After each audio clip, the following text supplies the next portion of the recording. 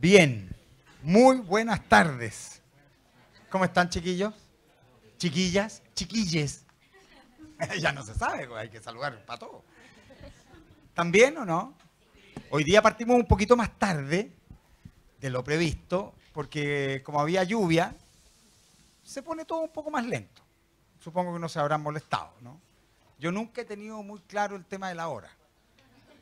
Nunca he tenido la virtud de la puntualidad, lo reconozco.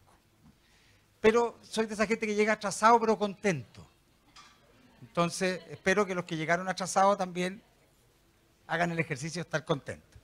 Hoy día vamos a hablar con Margarita Faquí. Ella es colombiana y es parte del programa Startup Chile. Y nos viene a hablar de algo que yo creo que es súper importante, que es el Design Thinking. Que no sé si han escuchado eso. ¿Sí? ¿Lo conocen? Bueno, vamos hoy día a aprender todo lo referido al Design Thinking con Margarita Faquí. Y por supuesto vamos a estar transmitiendo toda esta charla, esta conversación por Facebook Live. Esa onda, me gusta decir como Facebook Live. Igual que todas las anteriores. Hemos transmitido, ya llevamos ¿cuántas de estas, Agustín? 14, fíjate. En Santiago, en Viña, en Temuco, ¿no? Temuco Way of Life, extraordinario. Así que espero que no solo nos estén acompañando los que están aquí en la sala hoy, sino todos aquellos que están conectados, ¿sí?, al Facebook Live. ¿Hay algún sitio o algo que la gente pueda referirse? El fanpage del Banco Santander. Perfecto. ¿Del Banco Santander o como dijiste, otro banco? Fíjate, dijo, ¿lo escucharon ustedes? Dijo otro banco. Es un gallo que está infiltrado. Yo no lo quiero repetir. Dijo otro banco, yo lo escuché clarito. Yo le dije, ¿del banco? Sí, me dijo. Y no lo puedo, no lo sigas diciendo, por favor. Se me heló la espalda. Fíjate. Oye, bueno, por supuesto yo siempre parto agradeciendo al Banco Santander que demuestra, a mí me encanta decirlo, que detrás de toda esa seriedad igual están un poco locos, ¿cierto? Para hacer una cosa como esta hay que estar un poco loco, ¿no? Para hacer una sucursal de banco así, donde te esperan con medias lunas, con café, donde la gente se sienta a trabajar. Tiene que estar un poco loco y eso me gusta mucho del Santander, porque indica que es un banco que se está intentando poner a la altura de los tiempos seriamente, ¿sí? Y por supuesto, yo siempre digo, tan equivocado tiene que estar el Banco Santander que me pide a mí que los ayude, imagínate. Eso sí que ya es un indicador que la cosa va para cualquier parte. Pero de verdad muy agradecidos del Banco Santander de abrir un espacio de conversación. Por favor, tenga la bondad, joven, podemos esperarlo, no hay ningún problema. ¿Cómo le va? Usted va a tener el premio hoy día del último que llegó, pero nosotros tratamos súper bien a la gente cuando llega último. Estamos diciendo que llegar atrasado hay que llegar feliz, así que... bueno, ahora sí, ¿estamos listos? Entonces con Margarita Faquí los voy a dejar para que ella les hable de Design Thinking. Lamentablemente yo voy interrumpiendo.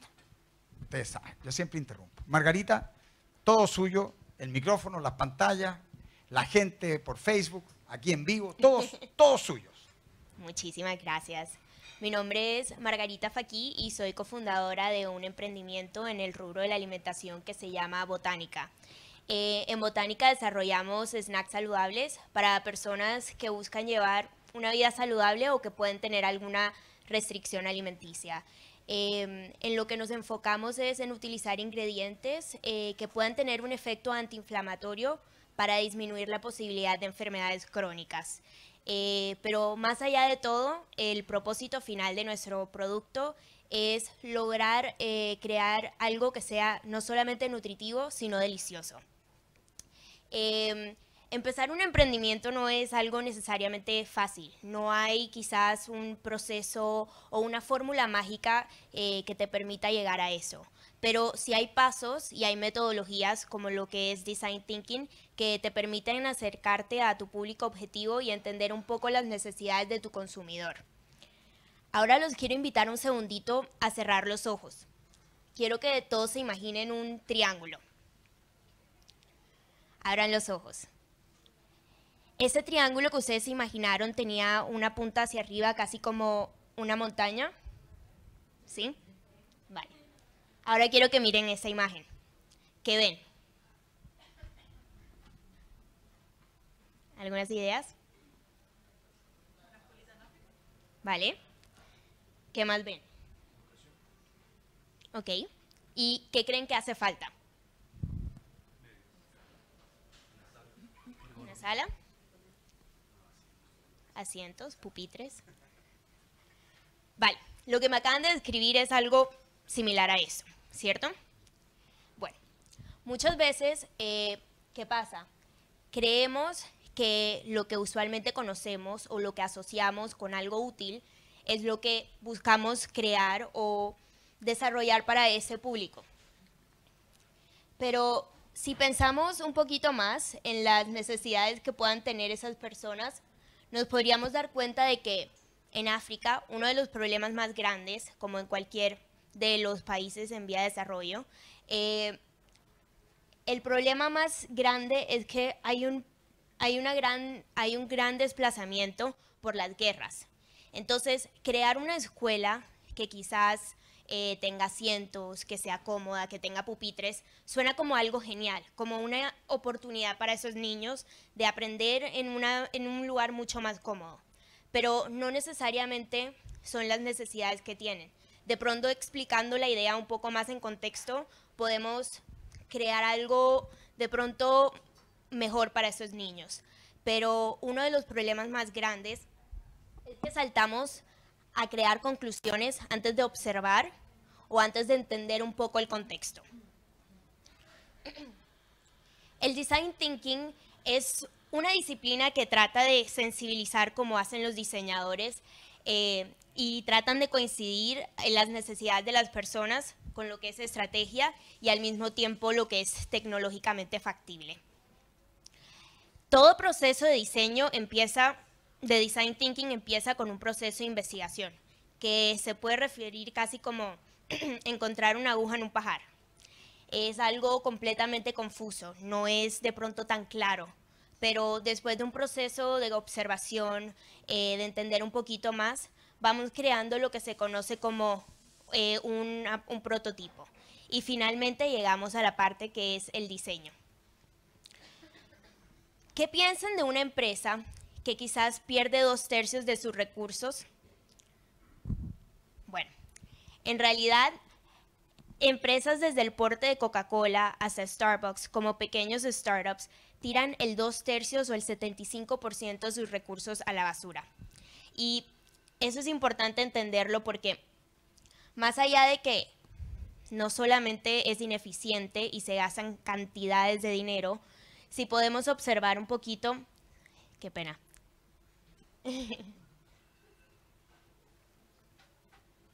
Por alguna razón se sale de la pantalla. Sí, pero no hay lío. Bueno, ahí volvió a salir un mensaje. Es que esta es la mejor demostración para entender el proceso del design thinking. Total. Es errático. Es errático. Maravilloso. Les quería mostrar un poquito esos dos gráficos. Son gráficos circulares que tienen los mismos valores, 40 versus 60%. En el gráfico de la mano derecha podemos encontrar todos los productos que llegan a esa fase de comercialización. El 40% de esos productos fracasan al no llegar al mercado. Del lado izquierdo podemos ver de nuevo ese 40% que son los productos que se consolidan en el mercado. Sin embargo, de ese 100%, el 40% son retirados del mercado por falta de rentabilidad. Y al final de todo ese proceso, el 2/3 de los recursos se van a la basura. ¿Qué pasó? La mayoría de veces, en el caso más estándar, el 27% de los productos no satisfacen las necesidades de los consumidores.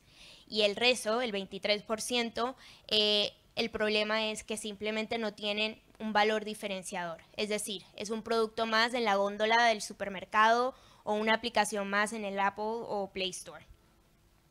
El proceso de Design Thinking es un proceso que contiene 5 pasos. Tiene el principal, que es empatizar, pasa por definir, idear, prototipar y testear. Empatizar. Nosotros usualmente tenemos el mindset de empezar con un problema, pero nunca en realidad nos centramos en el cliente. Pensamos de que las ideas ocurren en el espacio de la oficina, pero las mejores ideas siempre ocurren por fuera de las oficinas. Les voy a dar un ejemplo muy concreto que es quizás el de Oral-B. Oral-B es una de las empresas más grandes en todo lo que tiene que ver con productos dentales. Y hace unos años, Oral-B tenía como propósito incrementar su nivel de ventas en cepillo de dientes para niños. Y les quiero hacer una pregunta. Una empresa de ese porte, ¿qué haría usualmente? ¿Qué piensan que hicieron? ¿Perdón? Focus group, ok. ¿Alguna otra idea? ¿Un qué, perdón? Un cepillo con un dinosaurio. Un cepillo con un dinosaurio. Vale, una de las ideas inicialmente fue poner caricaturas y dibujos para que los niños obviamente tuviesen una inclinación por ese tipo de cepillo de diente. Tienes que decirle, el trabajo es tuyo. Lo obtení. Pero el problema más grande que tuvieron es que en realidad no hubo un gran incremento.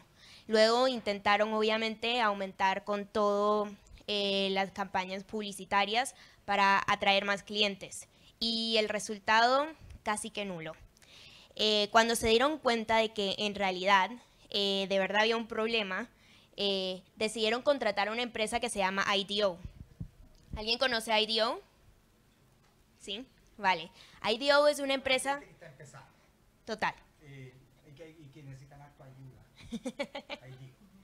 Nah. IDEO es una empresa que se funda en los 70 por David Kelly y es uno de los precursores más grandes del design thinking. Y lo que fue interesante es que ellos hicieron algo completamente diferente. Dijeron, ¿saben qué? Es importante incrementar ventas, pero el resultado no va a venir simplemente de incrementar campañas publicitarias o de pronto poner un dinosaurio en un cepillo de diente. Esas cosas no van a lograr cambiar el consumidor. Entonces optaron por ir a las casas donde habían niños y observar qué era lo que estaba pasando y por qué no había mucha diferencia quizás entre un Colgate, un Oral-B o cualquier otro cepillo de diente. Ahí empezaron por definir ciertas características. Se dieron cuenta que los cepillos de dientes actuales para niños era solamente una versión miniatura del cepillo de diente que utilizamos nosotros. ¿Y cuál era el problema principal de este? Uno era que al ser una versión miniatura, todo lo que era el agarre era mucho más delgado. Y si pensamos un poquito en los niños, a sus edades tempranas, pues tienen problemas de motricidad, no pueden agarrar las cosas muy bien, y crear algo así obviamente hacía que se les deslizara el cepillo de diente de las manos, se lastimaran las encías, y simplemente no era una actividad muy amena ni para el padre ni para el niño. Con eso en mente, empezaron a idear diferentes prototipos. ¿Y a qué me refiero con idear diferentes prototipos? Empezaron a entender verdaderamente cuál era el uso de estos cepillos de dientes para los niños y cambiaron el agarre. Empezaron por algo mucho más grueso y luego lo fueron transformando hasta llegar a lo que es un prototipo. Ese prototipo lo testearon muchas veces y se dieron cuenta de que sí, el agarre iba a cambiar la experiencia, pero también tenían que cambiar un poco las hebras, que obviamente los niños tienen encías mucho más delicadas. Entonces fue un proceso bastante interesante que empezaron a hacer solamente con observar, ni siquiera preguntando mucho. Y finalmente, después de que se testeó el producto, Oral-B logró posicionarse en el mercado por 18 meses como el cepillo de dientes para niños con mayor ventas. Y cualquier persona que tenga una empresa o que trabaje para una empresa sabe lo que representa 18 meses estar arriba, son simplemente ganancias innumerables. Hace unos años, Henry Ford decía, ¿qué pasa si le pregunto a mis clientes qué necesitan? Y obviamente su respuesta hubiese sido un caballo mucho más rápido. Es importante empezar a entender el qué, dejar a un lado el qué y tratar de entender el porqué de las cosas. Les voy a contar un poquito más sobre mi startup. Hace unos meses, cuando empecé con la parte de desarrollo, empezamos con lo que son cabritas o popcorn. Y la idea era que evidentemente íbamos a desarrollar un producto que era saludable. Entonces dijimos, bueno, el popcorn tiene unos beneficios y es que se puede hacer un prototipo rápido, es de bajas grasas, es muy saludable, se puede encontrar un producto casi natural y ya que teníamos en mente agregar esos ingredientes antiinflamatorios, pues resultaba muy fácil en el proceso. Y luego pasamos a la parte del focus group, donde las personas empezaron a probar las cabritas. Y el resultado fue algo muy interesante. A las personas les encantaban. Y muchas personas después de ese focus group nos llamaron, nos pidieron las cabritas y dijimos, adelante. Vamos a producir una pequeña cantidad y probémoslas en el Facebook, en todas esas redes sociales para ver qué tanta atracción hay. Y lo que pasó fue interesante, no hubo ventas. Duramos semanas debatiéndonos si era el sabor, si era quizás la textura.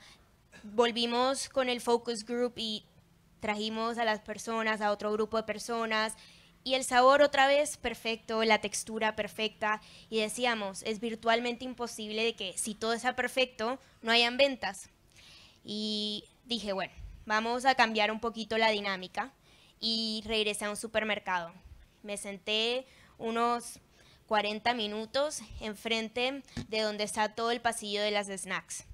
Y lo que fue interesante... Yo me acuerdo de haber ido a un supermercado y vi una niña sentada. Obvio, era yo. En la parte de las cabritas. Ahí estaba Mira yo. qué increíble. Sí, me acuerdo, perfecto. En el pasillo 9. Exacto. Sí, claro, Sí, eras tú. ahí estaba. Y lo que fue interesante de todo ese proceso es que no solamente entendimos de que no era el canal principal de ventas para el consumidor no estaba comprando tantas snacks en un supermercado, sino que estaban yendo a los kioscos, al OK Market, al Oxxo, sino que también entendimos de que el cliente cuando pasaba por el pasillo llegaba siempre al stand y tomaba los chips, ya fuesen de plátano, de papa, cualquiera, pero que dijera chips. Entonces, ahí fue como el primer foco que dijimos, ok, estamos tratando de crear un producto que es saludable, que la gente consuma diario, sin embargo, no estamos desarrollando el producto que es. Entonces, empezamos a hacer una serie de encuestas y entender un poquito cuándo se consumían las cabritas. Y llegamos a la conclusión de que cuando tú piensas en un snack, piensas en unas chips, o piensas quizás en un chocolate, o en algo completamente diferente. Las cabritas se consumen en el cine o se consumen en su casa, en una película de Netflix o en un ambiente muy específico. Son muy pocas las personas que consumen cabritas por fuera de ese setting. Entonces, lo que hicimos fue volver a desarrollar y con la base que ya teníamos lo aplicamos a chips. Y hoy por hoy no estamos vendiendo todavía, estamos en la parte de estandarizar un poco la producción, pero ha sido interesante también ver como la respuesta del cliente. Hemos recibido órdenes ni siquiera teniendo el producto en el mercado. Entonces empezamos a entender un poquito más las tendencias tanto del consumidor como sus hábitos. Y eso es importante en cualquier empresa. Algo importante de Design Thinking es que es un proceso multidisciplinario, donde hay una intersección entre lo factible, lo viable y lo deseable. Sin eso, un producto simplemente no se va a vender bien o un servicio no se va a ofrecer constantemente en un mercado. La actitud de diseño implica cambiar un poco la forma de trabajar. En vez de estar tomando diariamente decisiones, es entender un poquito más lo que se busca y elegir dentro de esas decisiones. Aquí les voy a dejar unos recursos de lo que es el Design Thinking, pues más a profundidad, de pronto algo mucho más técnico, que me parece interesante. Y también online hay muchas charlas en TED Talks, no necesariamente del design thinking, pero de tendencias de cómo implementar creatividad en las empresas. Y algo importante que les quería dejar es que lo que la gente dice, lo que la gente hace y lo que la gente dice que hace son cosas completamente diferentes.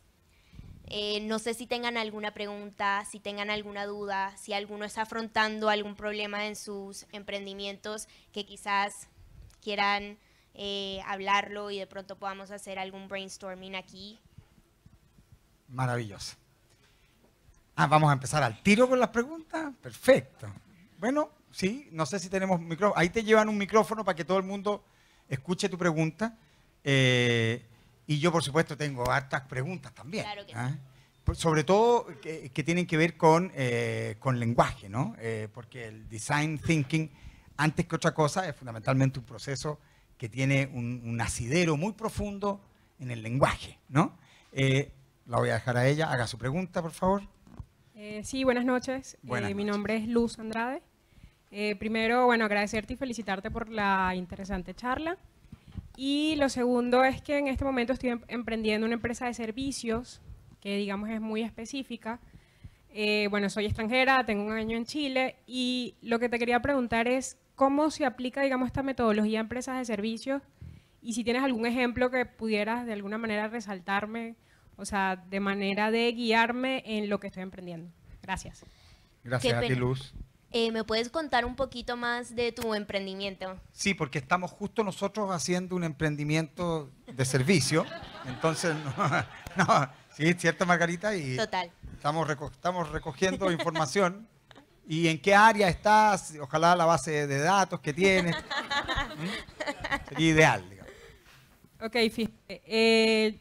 La empresa que digamos que tenemos en mente es crear, digamos, una empresa enfocada en servicios de aires acondicionados, calefacción, pintura y servicios varios que necesitan en los hogares y, digamos, las empresas. Justo lo que estábamos pensando Total. nosotros. Era exactamente Ahí. lo mismo.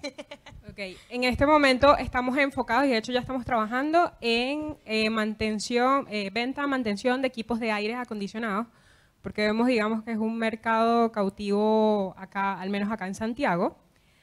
Y bueno, o sea, a pesar de que se está moviendo, tenemos, digamos, varios clientes ya importantes. Lo que quería era, obviamente, seguir reforzando un poco, digamos, la empresa, creciendo mucho más y viendo que los diferentes canales por los que, digamos, puedo, digamos, vender el servicio.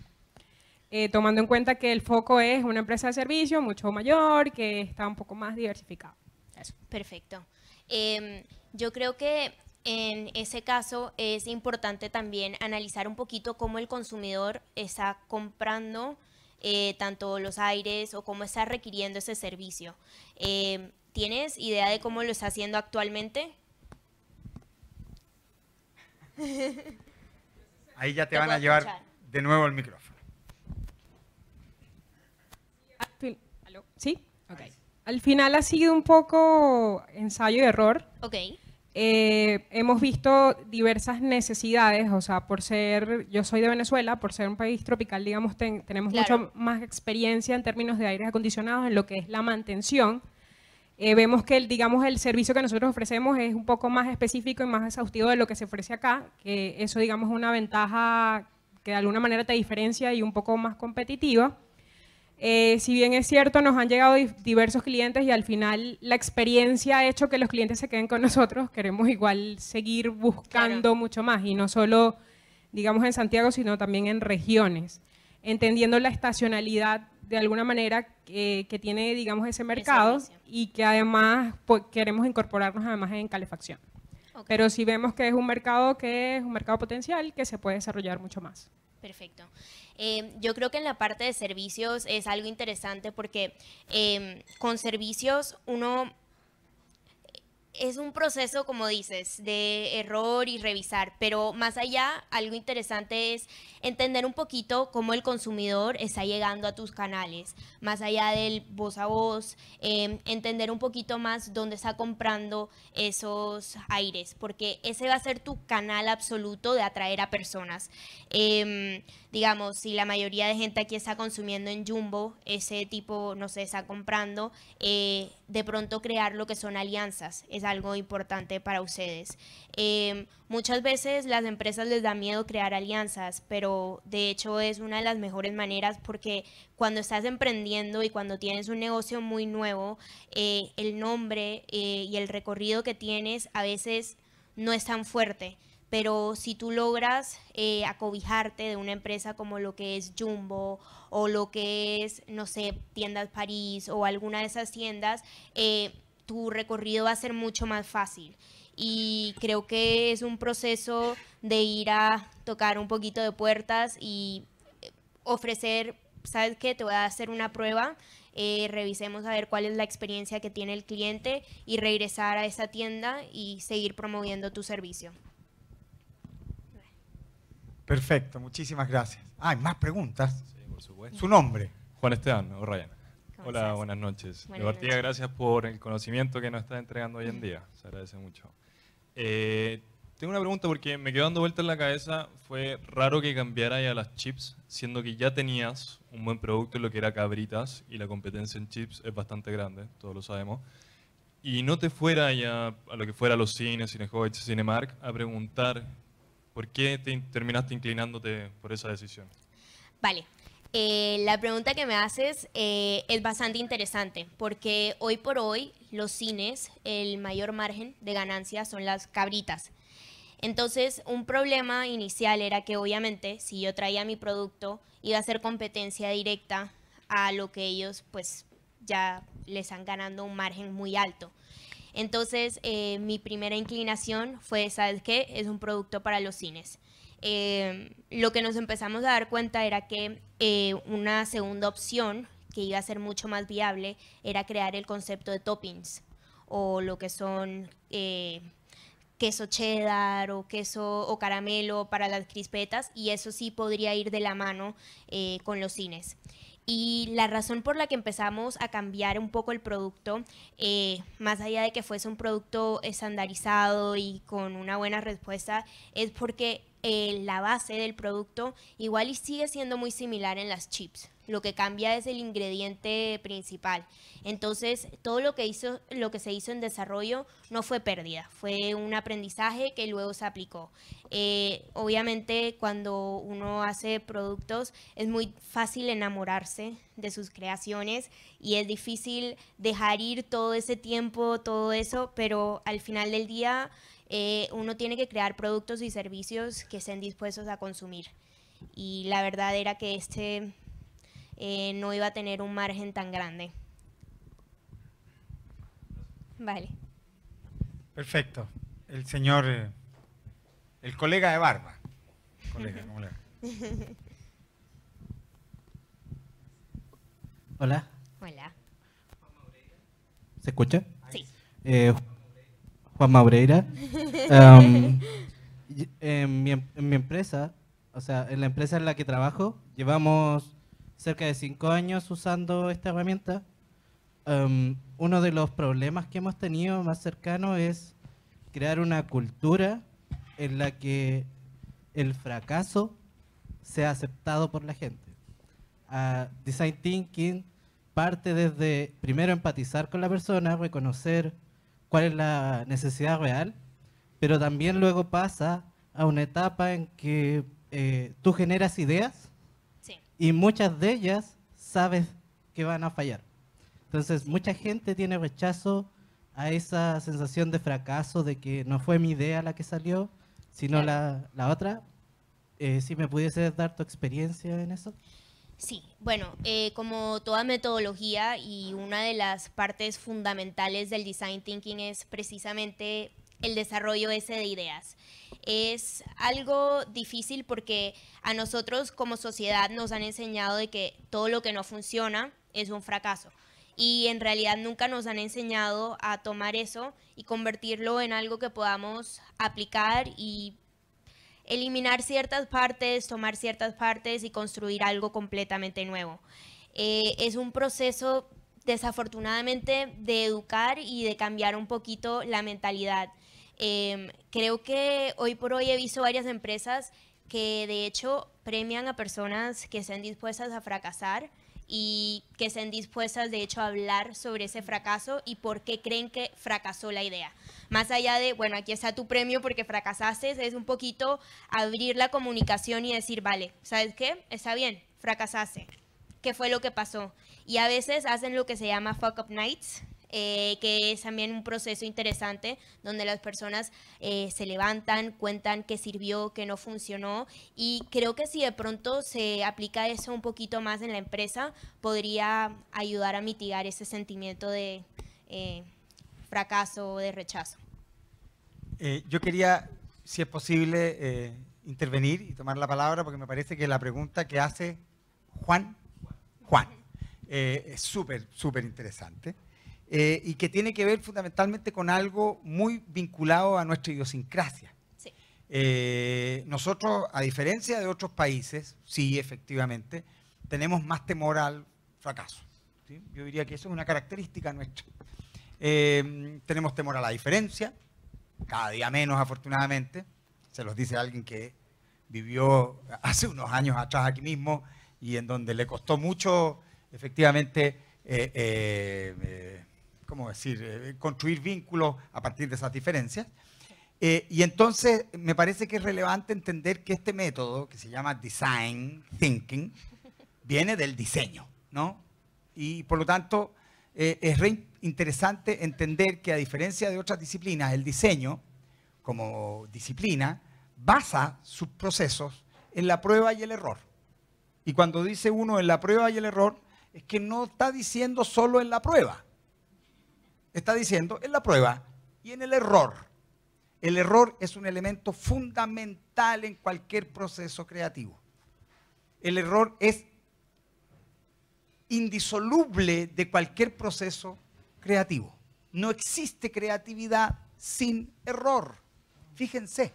Y por lo tanto, de las cosas más maravillosas de este método es que incorpora el error.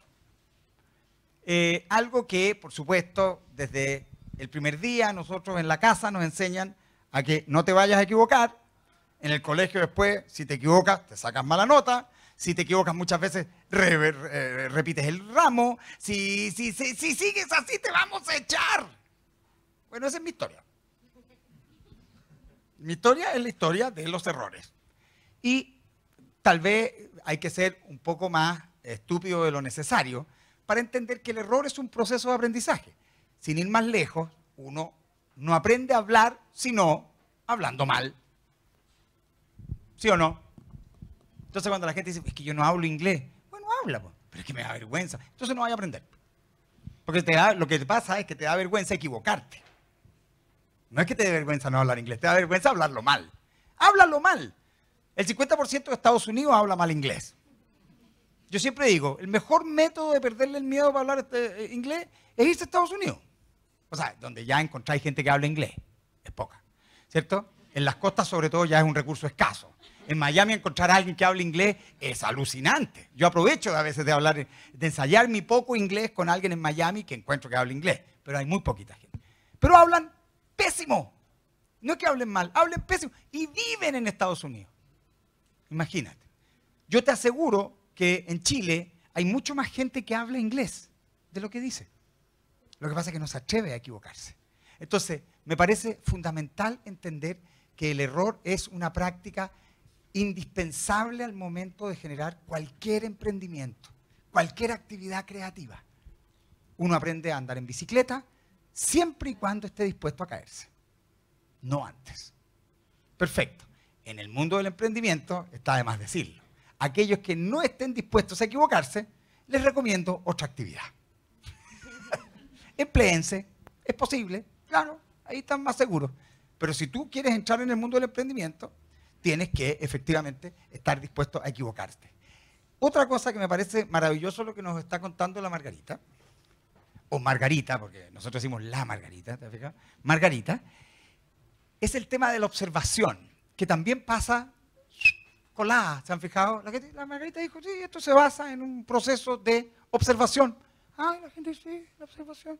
Entonces la pregunta del $1.000.000 sería, bueno, ¿alguien sabe lo que es la observación? Porque la observación no es ir así. No, ¿cierto? No es eso observar. Porque eso no es observar. Entonces la pregunta de fondo es, ¿qué es observar? Y lo que me gustaría es que aprovecháramos la presencia de la Margarita para que ensayemos junto con ustedes posibles respuestas. Porque para mí, la clave de este método es el proceso de observación. Y cuando uno observa, tiene que estar dispuesto a observar desde partes raras. Por eso que me gustó el ejemplo que ella decía, me fui a sentar al pasillo del Jumbo, o de donde sea, digamos. ¿Sí? Claro, porque nos sirve mirar desde el mismo lado, ¿no? Ahí Henry Ford nos dio la respuesta. Si tú miráis desde el mismo lado, ¿qué vais a hacer? Vais a obtener más de lo mismo. Si tú vas y le preguntas a la gente, ¿qué es lo que necesita usted? Un caballo mejor. Entonces nunca existirían los autos. Claro, porque la gente que no sabía que existían los autos, entonces ¿cómo te va a contestar? Mira, la verdad me gustaría un auto que... Pero si no existen los autos, ¿cómo dio esa respuesta? Bueno, de eso se trata. La observación es la clave. Entonces, Margarita, ensayemos posibles definiciones, desarrollemos posibilidades de qué diablo es la observación. Ese es el desafío.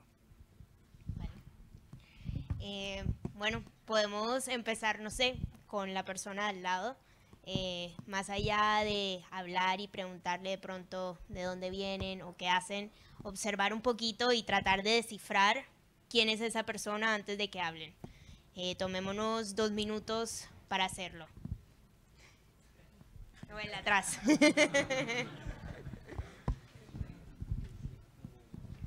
¿Quién quiere arriesgarse a decir qué es la observación? Micrófono abierto. Aquí hay que partir por equivocarse. ¿Quién quiere arriesgarse? Si no se arriesgan ustedes, me voy a arriesgar yo y soy un latero. ¿Eh? Mirar pensando. Perfecto. Vale.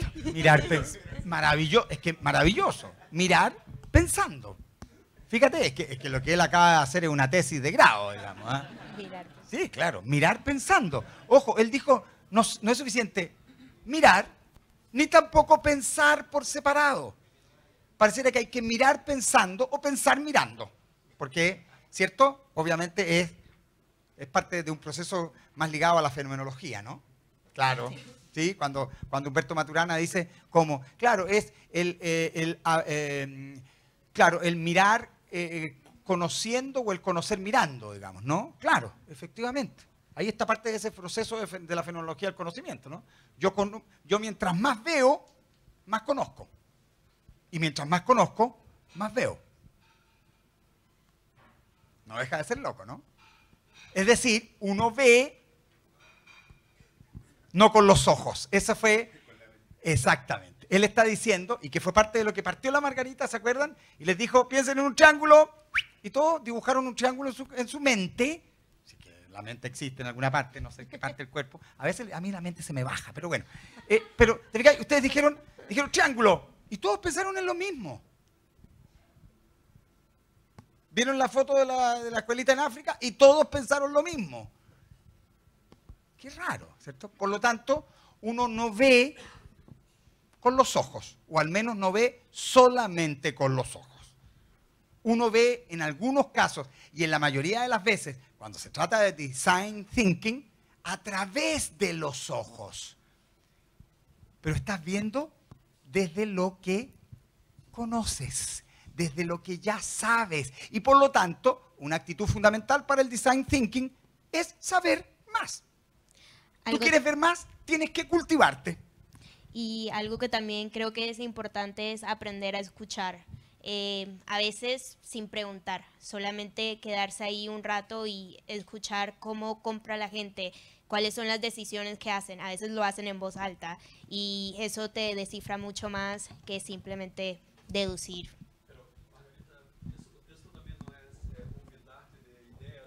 Perdón, te voy a pasar un micrófono. Ahí llegó ella primero, mira. Ahí, maravilloso. Gracias. Isso também não é olvidar-te de ideias preconcebidas. Isso é borrar todo e agora vou me quedar limpio, en blanco, para aprender con eso. Sí, yo creo que el proceso también de observar es también tratar de salir un poquito de esas cosas o preconcepciones que ya tenemos y poder absorber casi que como una esponja todo eso que vemos sin llegar a conclusiones. Es muy fácil llegar a conclusiones y a veces es importante simplemente observar, tomar ideas, escribirlas y luego, después de observar, ver, escuchar, llegar a eso. Incluso eso creo que es un bloque a la creatividad. Un bloqueo a la creatividad. Sí, total. Maravilloso. Es como pasan en las escuelas. Sí, exacto. Perdón, ¿usted quiere decir algo? Ahora, yo quería hacerle una sola pregunta, eso sí. Antes a usted. ¿Usted es chileno? No. Miren qué maravilla, por favor. La primera persona era venezolana. Tuvimos un chileno, afortunadamente, entre medio. Brasil. Colombia. Venezuela también. ¿Se dan cuenta lo importante que es que estemos dispuestos a abrir nuestro país, a convivir con gente que viene de otras partes? ¿Ustedes se dan cuenta lo interesante que es eso? Eso es un regalo maravilloso. Y eso es parte del regalo que tiene efectivamente los procesos migratorios, ¿no? Que nutren, ¿sí? Pareciera que ensanchan y fortalecen los sistemas sociales, ¿no? Bueno, pero eso no tiene nada que ver con lo que estamos hablando. Adelante. Sí, nos hace más creativos. Maravilloso. Bueno, miren, mi pregunta es la siguiente. Ya que estamos hablando del tema de la observación en el Design Thinking, yo quería saber si aquí se puede aplicar la observación científica, porque muchos se inclinan, los publicistas de hoy en día están cometiendo el error de irse por la parte intuitiva, pero no hay nada científico, todo es intuitivo y hay muchos clientes que están perdiendo muchos margen de ganancia o mucho capital porque las campañas están siendo muy intuitivas y no científicas. Entonces quería saber si detrás de esto a lo que tú te dedicas hay algo científico o en qué nos podemos basar para que sea científico y las campañas funcionen de mejor manera. ¿Cuál era su nombre? La UTEI. La UTEI. Villalobos.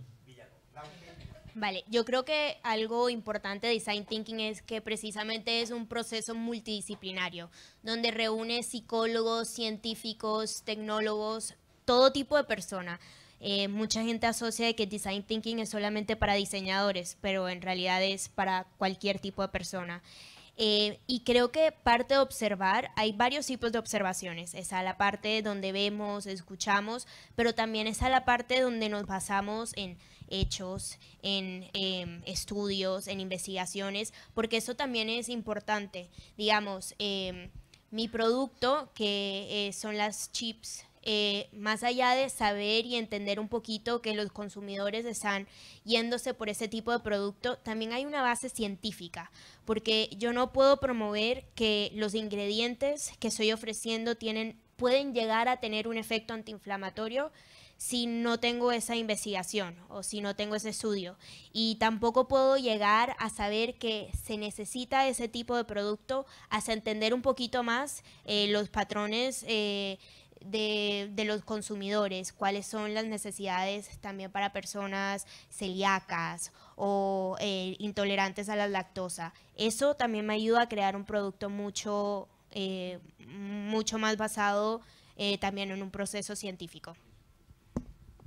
Muchas gracias, Lautey, porque yo también quería, se fijan, ese es mi problema, que yo me gusta hablar. Entonces, es fantástico lo que está ocurriendo aquí, porque tú nos preguntas efectivamente respecto de qué pertinencia tiene el método científico, si queremos decirlo. Y la primera cosa que yo respondo es que, ojo, no vayamos a creer que el diseño y el método científico son algo distinto. Yo creo que eso es súper relevante. No nos olvidemos nunca que la ciencia no es otra cosa que básicamente un método que se basa en la prueba y el error.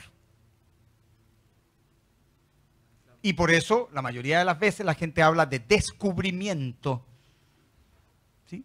Porque era algo que estaba allí y que fue develado ante nosotros a partir de una serie de pruebas que la mayoría de las veces, y créanme, en un porcentaje importantísimo de veces, todos esos inventos que han cambiado para siempre la vida del hombre fueron fundamentalmente un maravilloso error que ocurrió en un laboratorio. Y para eso tendríamos que estar aquí hasta como el 22 de agosto enumerando la cantidad de cosas que nos rodean, ¿ah? Que fueron fruto de, si queremos decirlo así, la casualidad, ¿no? De ese maravilloso error producido en un laboratorio.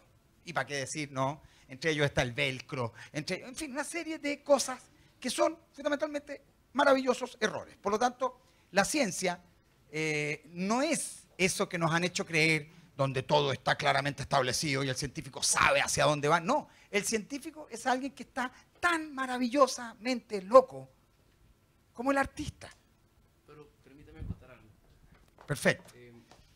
Yo que estaba premiando que teníamos venezolanos aquí y ahora... No, está muy bien todo lo que dice, ¿no? Yo sigo mucho a un experto en neurociencia que se llama Georgian Clark. Probablemente muchos lo conocen aquí, es un tipo increíble. Y el tipo comentó algo sobre la guerra de Irak.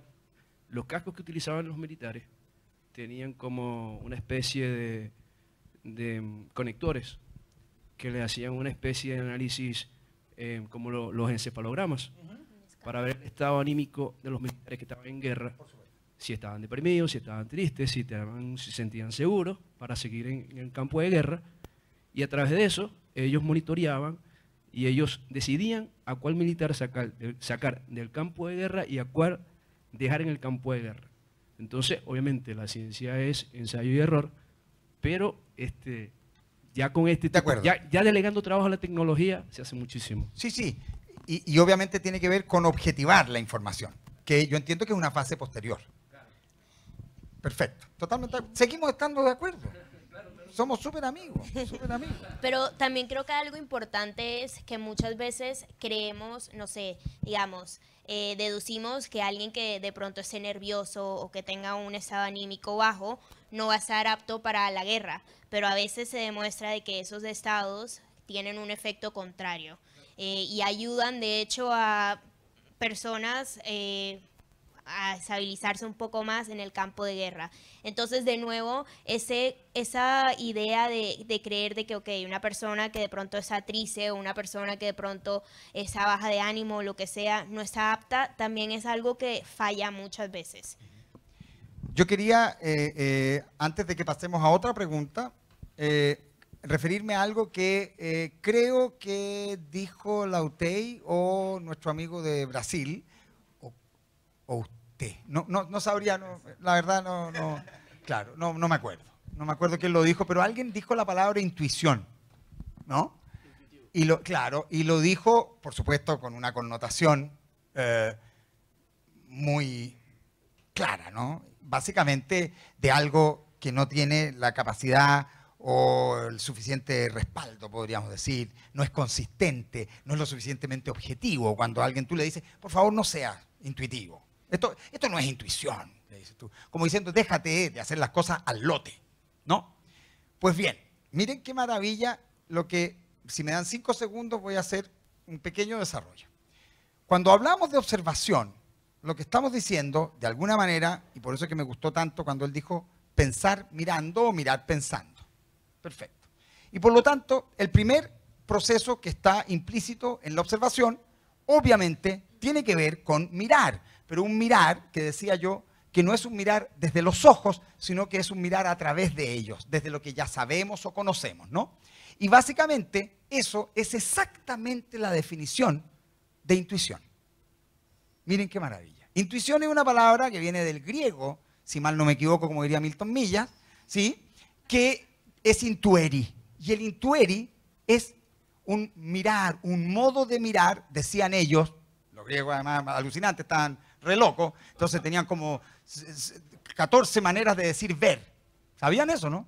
Por ejemplo, teoría, el teoreo, era un modo de ver, pero un modo de ver contemplativo, ¿no? El teatrón, otro modo de ver, el esquene, la escena, otro modo de ver. Y entonces aparece el intueri.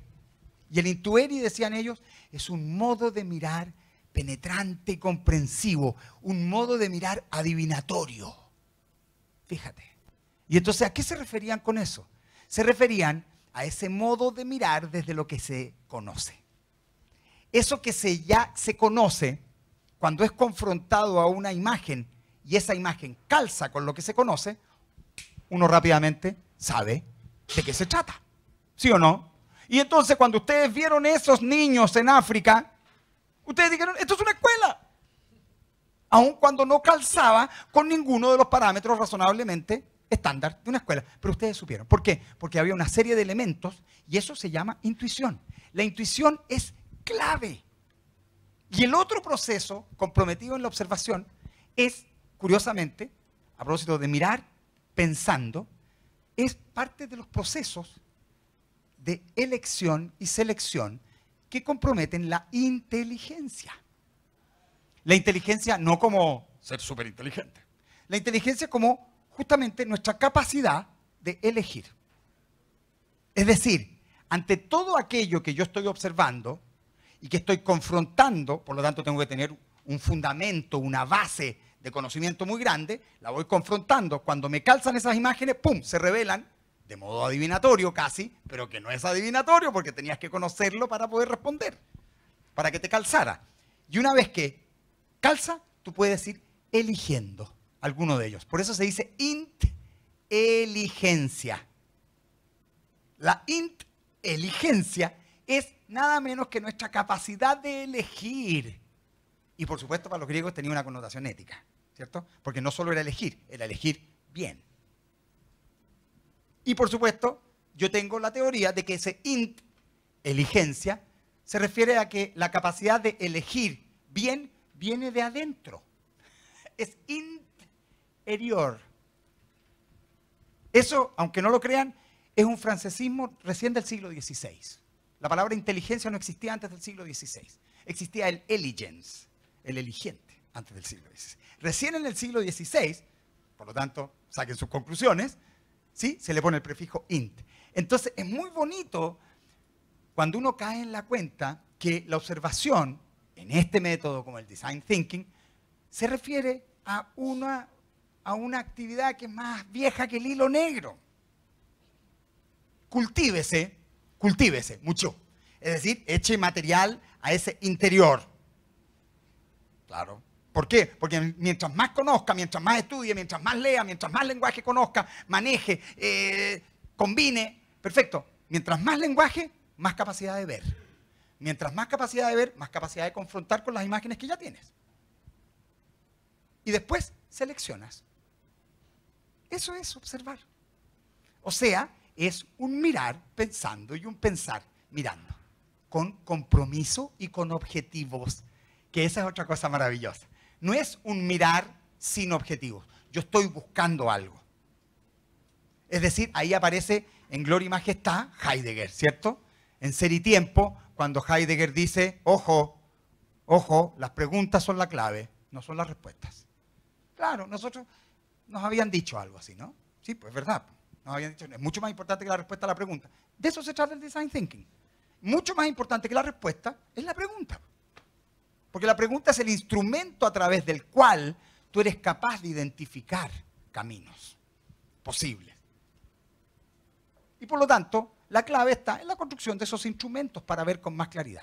O sea, la cultura es parte fundamental de cualquier proceso de observación. Y por supuesto, el riesgo en cuanto a capacidad y voluntad de equivocarse. Disculpe. ¿Cómo le va? ¿Aló? Ignacio. ¿Cómo le va, Ignacio? Chile, por ser. ¡Oh, qué maravilla! Llevamos tres chilenos, fíjate. Fantástico. Oye, en este proceso... Somos minoría a esta altura. Sí. ¿Eh? Maravilloso. En este proceso de desarrollo, el tiempo te influye. Por ejemplo, yo pensar, está todo bien desarrollado, pero no voy a salir en el momento que el mercado lo necesita. Se cortó. El tiempo, ¿cuánto influye en este proceso? Por ejemplo, el iPhone a lo mejor salió antes, fue un desarrollo antes, pero en el mercado no pegó. ¿Afecta en este proceso? Mira, yo creo que algo importante en cualquier desarrollo es Hay muchas partes para introducir un nuevo producto o un servicio y una de ellas tiene que ver con educar al consumidor. Cuando salió el primer iPhone quizás no era la mejor versión, pero sí fue la primera vez que una persona llegó a conocer una pantalla táctil que podría marcar números, escribir mensajes y era acostumbrarse a ese tipo de celular. Si lo pensamos un poquito más, antes del iPhone estaba el BlackBerry y era un teclado casi que como el del computador, pero en un celular. Cuando llega el iPhone, se cambia un poquito más la óptica y la perspectiva de lo que es posible. El iPhone inicial obviamente falló, no necesariamente porque de pronto no tenía las mejores características o la aplicación, era porque simplemente las personas no estaban acostumbradas. Y algo que es importante cuando nosotros creamos productos y servicios es que a veces nos precipitamos a crear cosas que nadie conoce, algo nuevo. Y puede ser algo bueno, pero al mismo tiempo hay que llegar paso a paso para que la persona pueda ser receptiva y aceptar eso como algo y estar dispuesta a utilizarlo. Hoy por hoy el iPhone ya está en su versión 10, pero 10 punto algo, y ha sido un proceso que va mejorando y te puedo asegurar que hoy por hoy el iPhone nuevo que va a salir ya lo tenían listo hace 4 años. El problema es que también a medida de que van lanzando un producto, van acostumbrando un poquito al usuario también a familiarizarse con eso. Entonces, muchas veces queremos crear algo completamente nuevo y innovar, pero hay que esperar también un poco. El tiempo siempre debe jugar a favor tuyo. Margarita, yo te puedo pedir que volvamos atrás en tu presentación una lámina de las iniciales, de las primeras, porque yo creo que tiene que ver con lo que está preguntándonos Ignacio. Más atrás. Aquí hay esa. Fíjate, yo quería volver a esta lámina a propósito de lo que tú estás diciendo. Y a propósito del ejemplo que ponen del iPhone, ¿cierto? Sí. La primera cosa entretenida es entender que si bien, claro, el iPhone incorpora una serie de tecnología, sí, como bien decía, pero lo más importante del iPhone es la deseabilidad, ¿no? Al punto de que, fíjense que está recién en este puesto la calidad del producto. Es solo el 8%. Maravilloso. Cuando la gente dice, yo me compré estas zapatillas porque son muy cómodas. No seas mentiroso. Tú no te compraste esas zapatillas porque eran cómodas. De hecho, no te las puedes haber comprado porque eras cómoda porque no las habías usado hasta el día que las compraste. Por lo tanto, ¿cómo ibas a saber que eran cómodas? Yo, si no, explíquenme ustedes por qué la gente usa zapatillas Converse. Las Chuck Taylor. ¿Conocen una zapatilla más helada que la Chuck Taylor? Yo siempre digo, si ustedes quieren hacer hielo, pues bien, usen una Chuck Taylor. ¿Por qué la gente usa Chuck Taylor? ¿Porque es una buena zapatilla? ¿Porque es cómoda? ¿Porque es calientita? No, porque no le importa.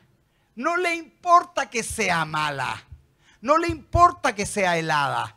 Porque la evaluación que nosotros hacemos antes está en una dimensión simbólica. Esa es la clave. Por eso que es tan importante un proceso como el design thinking. Design es diseño. Diseño es dar signos.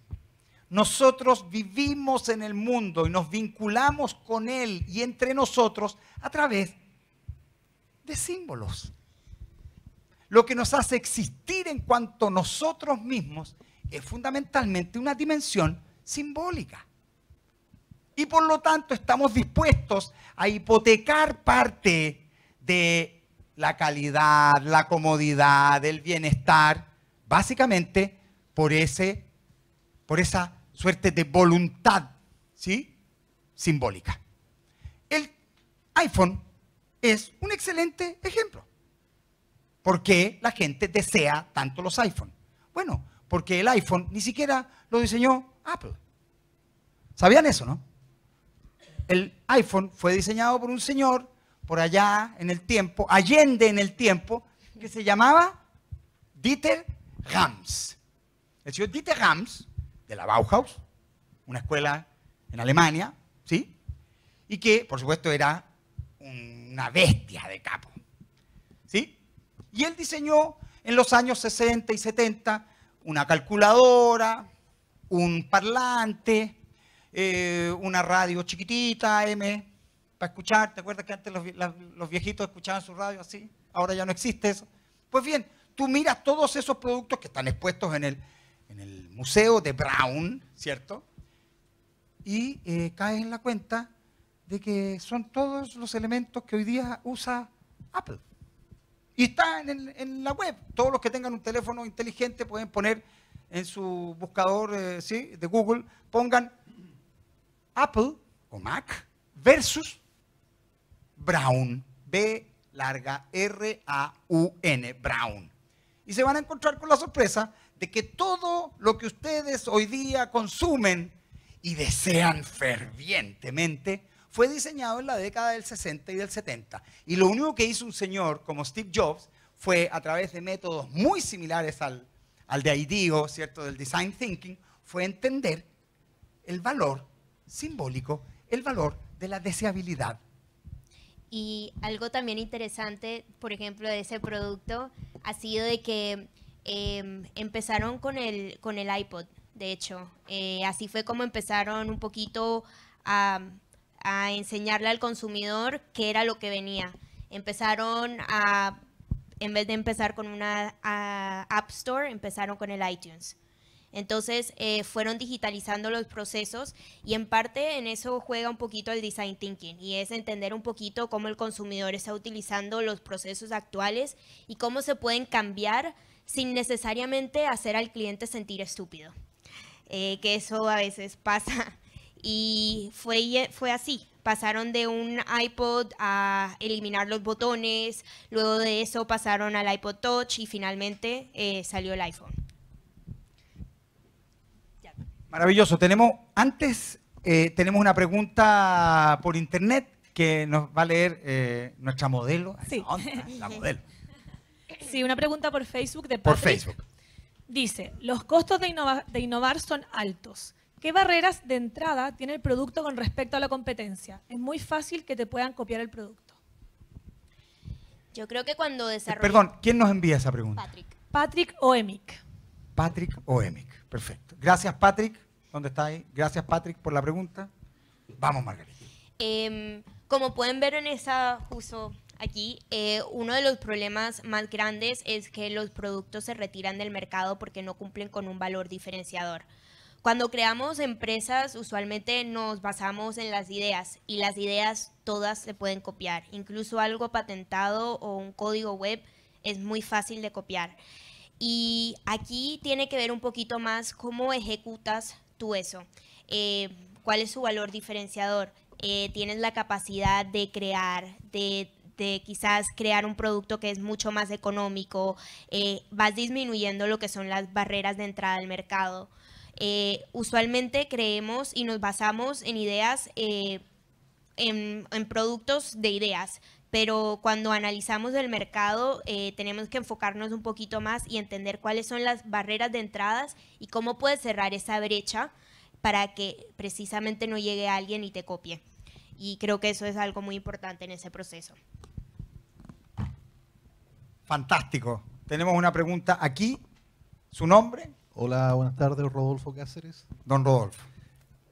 Mira, te quería, agradecerte en principio que nos cuente esta experiencia. Es un aprendizaje nuevo tal vez para muchas personas. Para mí es un tema atingente en el hoy por hoy. Mira, la pregunta es bien simple y la quiero hacer a propósito que estamos en el banco. Yo creo que va a ser bueno que la haga. Hablemos un poco de dinero. Hablemos un poco de habría que hacerle como en los programas de televisión. ¡Tan, tan! Claro. Ahí viste que hacen así esas cosas. Hablemos un poco de dinero y pienso que es pertinente. Antes algunas personas, una sí, te consultó respecto a una innovación que era una empresa de servicio, ¿cierto? Nosotros acá en Chile, nuestro aporte en I+D ¿cierto? Es muy pequeño con respecto a economía desarrollada, ¿cierto? Esto es una corriente que viene hace tiempo. Entonces muchas personas tienen muy buena idea, luego arriesgan capital, ¿cierto? Porque tú sabes que time is money, entonces arriesgan capital, ¿cierto? Y ese capital lo pierden. Acá en Chile hay estadísticas que dicen que las empresas, las pequeñas, micro, mini empresas, no alcanzan a durar, o sea, de 100 que parten, 80 mueren al tercer año, 90 al cuarto y sobreviven 5 al quinto. Entonces ese es el contexto para consultarte en qué medida tú recomiendas que aquellas personas que tienen muy buenas ideas no arriesguen capital propio, ¿cierto? Y tal vez al banco no le va a escuchar, no le va a gustar lo que voy a decir, pero no arriesguen financiación, ¿cierto? Claro. Para servir intereses respecto a tal vez comenzar con una buena idea formando una startup. Porque la startup, entiendo, tiene financiación que te permite a ti cubrir un tiempo, un periodo de prueba y error, ¿cierto? De crear el producto mínimo viable, etcétera, y desarrollar ese concepto respecto tal vez a otra figura en la cual tú estés arriesgando capital en forma inmediata, asumiendo riesgos relevantes. Ese mismo. Buenísimo, gracias Rodolfo. Creo que algo importante de cualquier proceso es no precipitarnos precisamente a lanzar productos al mercado que sean perfectos. Sin haber testearlos antes. Creo que la parte de design thinking que es más interesante de todo esto es que aparte de idear y aparte de observar, está la parte de prototipar. Y yo creo que muchas empresas siempre esperan a que su producto sea perfecto o que su servicio sea perfecto y les da mucho miedo lanzar al mercado una versión beta, donde vas a poder obtener mucho más información del usuario. Perdón, mira, la verdad que parece que no me expresé bien, te pido excusa. Yo apuntaba exclusivamente al tema de del financiamiento. Mi pregunta en sí es, alternativa de decisión A, alternativa de decisión B. ¿Qué nos sugieres tú para aquellas personas que tienen mucha idea de no invertir capital inmediato creando una pequeña empresa, una EIRL y lanzarse con un estudio de mercado, invertir en el producto mínimo respecto de formar una startup y acceder a través de esa figura, acceder a financiamiento, porque entiendo que las startups tienen la facilidad de inversionistas que están dispuestos a invertir, entonces tú no arriesgas, bajo esa figura no arriesgas tu dinero. Claro. Pero, contar un poco la experiencia de los startups, vale, por de pronto. Mira, yo creo que para un startup o para cualquier persona que busque financiamiento, debes tener un producto mínimo viable. Entonces, con eso, pues ya puedes también mostrar un poco de tracción, un poco de lo que va a ser tu servicio o tu producto en el mercado. Es un paso que no te puedes saltar, que mucha gente se salta y precisamente por eso falla el producto o por eso también se quedan sin fondos. En mi caso, yo he tenido 3 startups. Mi primera startup fue por financiamiento propio. Cometí muchos errores. Tuve mi startup por 4 años, era un centro de producción y creo que el manejo de dinero, ya sea por una institución o personal, es el mismo. O sea, yo ahora estoy a través del programa de Startup Chile, que me ha dado muchos beneficios.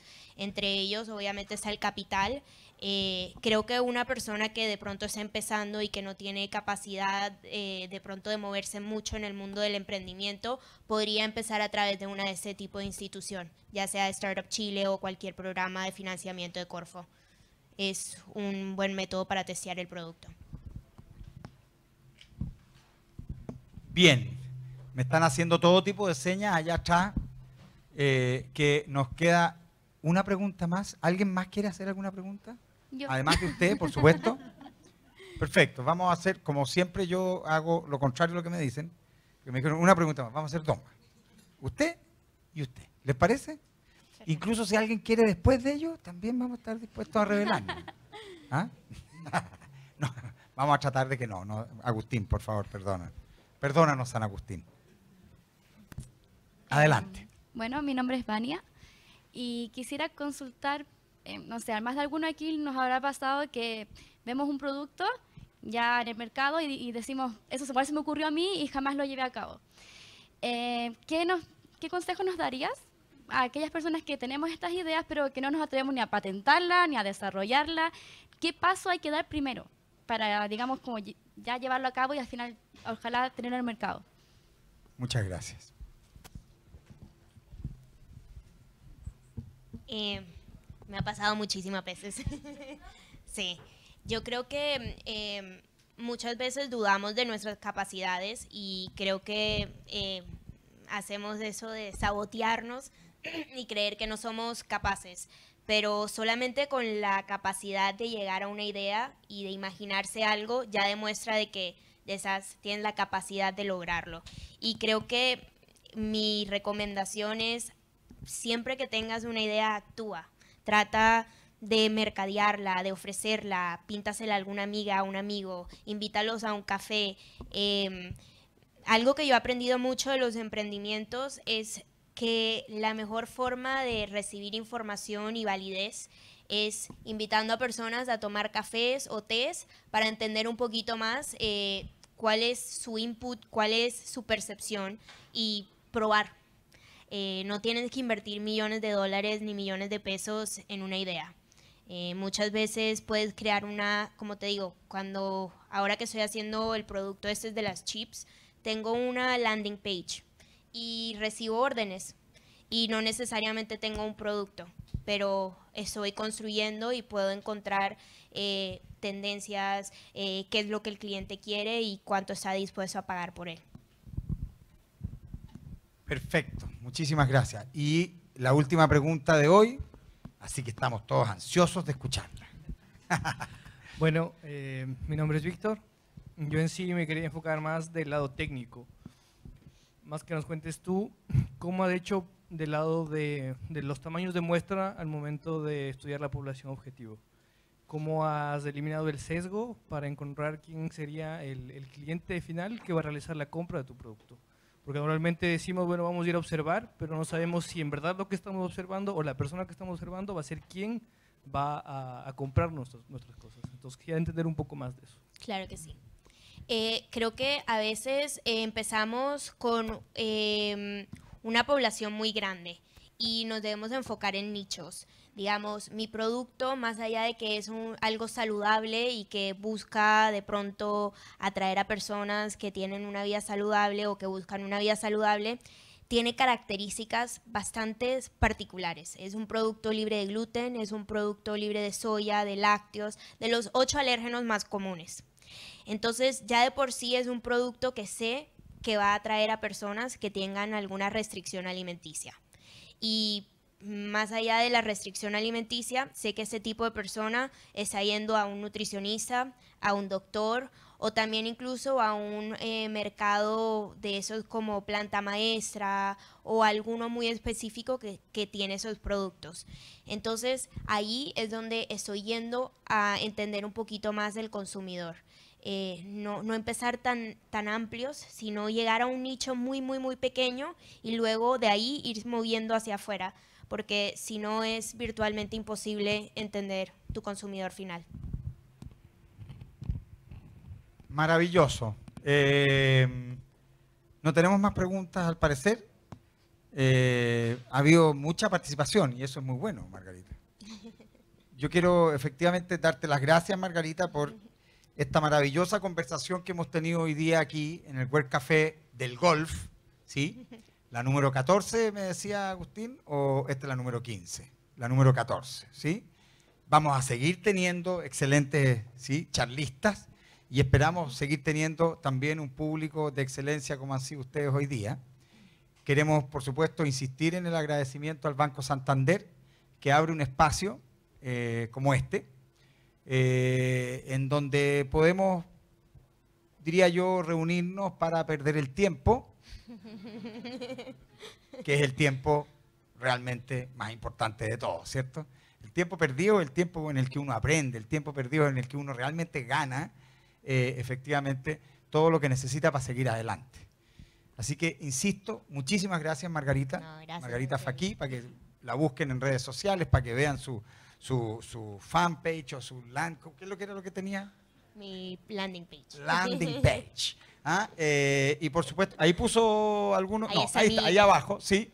Margarita Faquí es margarita@botanicah.com.